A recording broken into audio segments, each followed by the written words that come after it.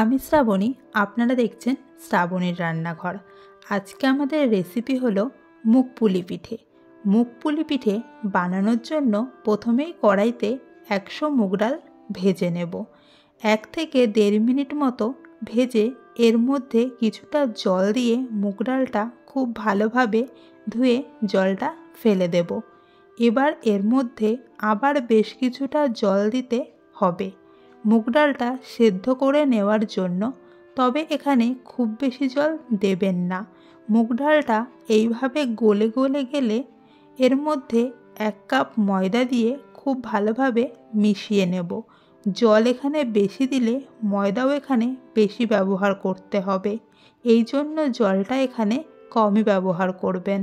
মুগ ডাল আর ময়দা মেশানো হয়ে গেলে একটি থালাতে ঢেলে গরম গরমই হাতের সাহায্যে খুব ভালোভাবে মাখিয়ে নেব। তারপর মুগ পুলির জন্য পুর তৈরি করে নেব। এর জন্য একটি নারকেল কুড়িয়ে নিয়ে কড়াইতে দিয়ে দেব। এর সাথে দেব 1 কাপ চিনি। চিনিটা এখানে খুব ভালোভাবে মিশিয়ে নেব। মেশানো হয়ে গেলে 1/2 কাপ পাউডার দুধ দিয়ে খুব ভালোভাবে আবার মিশিয়ে নেব।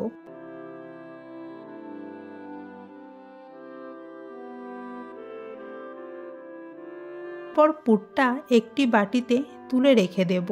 এরপর যে মুগ ডাল ও ময়দা মেখে রেখেছিলাম সেখান থেকে অল্প অল্প মিশ্রণ নিয়ে এভাবে গোল করে কিছুটা বাটির মতো আকৃতি করে এর মধ্যে পুর দিয়ে মুখ বন্ধ করে দেব।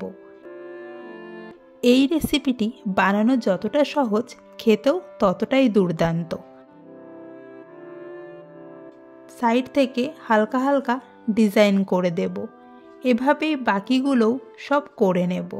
তারপর পুলিগুলোকে রসে ভেজানোর জন্য কিছুটা জল নিয়ে এর মধ্যে 2 কাপ চিনি দিয়ে একটি চিনির শিরা বানিয়ে নেব।